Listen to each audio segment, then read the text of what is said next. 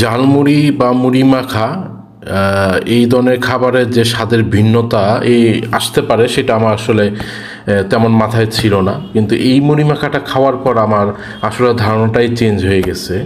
গিয়েছিলাম দক্ষিণ বনশ্রী 10তলা মার্কেটের নিচে মুড়ি মাখা খাওয়ার জন্য।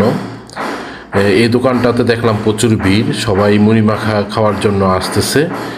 তো আমারও ইচ্ছা হলো যে মুড়ি মাখা নেই, খাবো একটি।